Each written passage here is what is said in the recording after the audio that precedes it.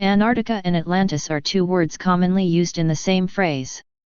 It's not a mystery that many people firmly believe that Atlantis did, in fact, exist on Earth, and Antarctica might just be the right place where we should search for Atlantis.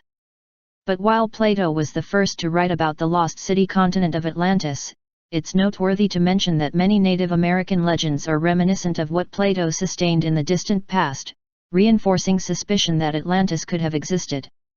The legends of Native Americans come from different cultures separated by vast distances and isolated from one another.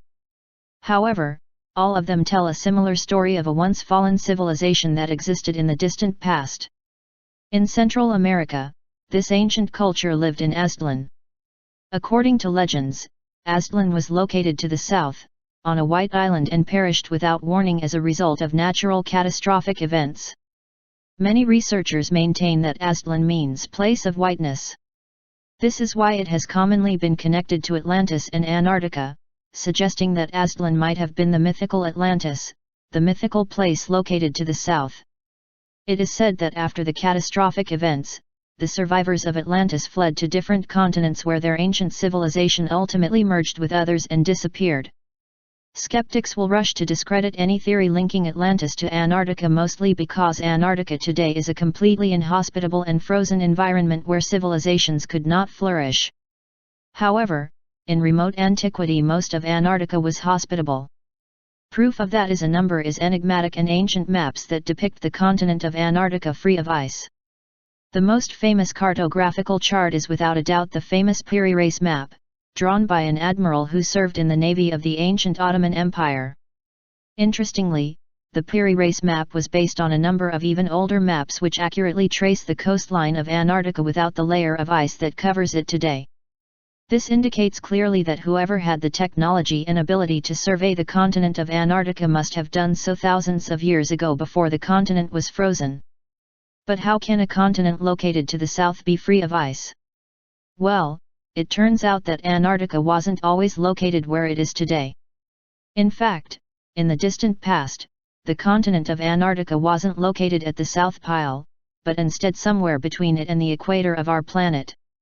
This means that Antarctica was located farther north and experienced a tropical or temperate climate, meaning that it was covered in forests, and inhabited by various ancient life forms. What does this mean? Well, given the little we know about the life on our planet in the distant past, it is likely that people might have lived on this now icy continent and developed as a society just like people did in Africa, Europe, and Asia. But how was this even possible? Thanks to a scientific theory called crustal displacement.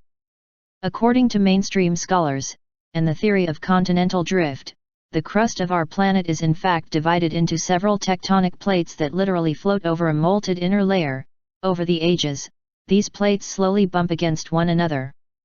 However, the theory of crustal displacement, which expands the theory of continental drift, approximately every 40,000 years, the entire crust of our planet shifts as a single unit. After each shift, all the land masses on our planet, including entire continents, are relocated to a new position on the planet. Many researchers believed that this happened the last time around 10,000 BC and caused the continent of Antarctica to move from its position near the equator to its current position, on top of the South Pole.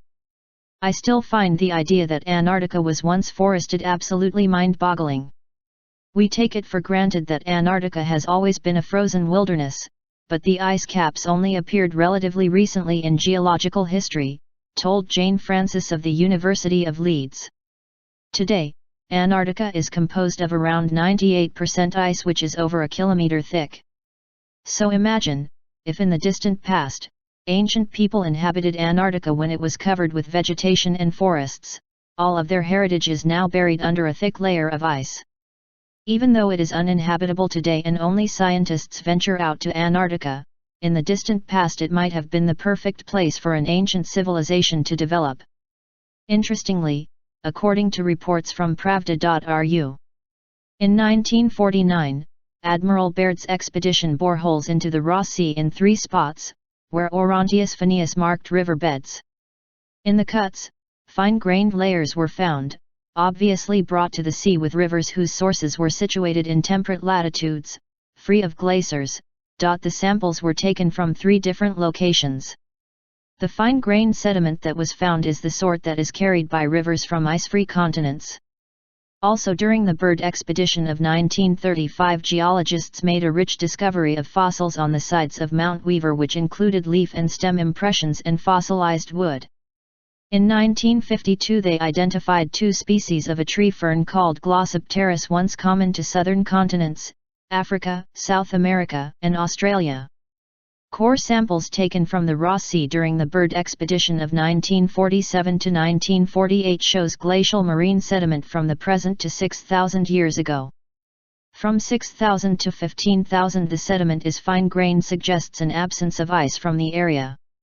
Then there is a zone fine-grained sediment from 30,000 to 40,000 years ago, again suggesting that the area was ice-free. From 40,000 to 133,550 years ago there are 2 zones of coarse and 2 zones of medium grain texture. While comparing the 3 samples, 2 of them show that the end of the temperate period and the beginning of the most recent glacial period started 6,000 years ago, and the third just 1,000 years after that. So Antarctica has had recent period of temperate climate. All of this points to the undeniable fact that sometime between the 4th and 12th millennium BC, there was an extremely advanced civilization on Earth, with great knowledge of navigation, cartography, and astronomy. Their technological advancements were way ahead of other cultures that would appear after them. This lost civilization most definitely preceded our modern civilization by tens of thousands of years. And many people firmly believe that this civilization could have been Atlantis, and evidence of their existence will be found beneath the thick layers of ice that currently cover the continent of Antarctica.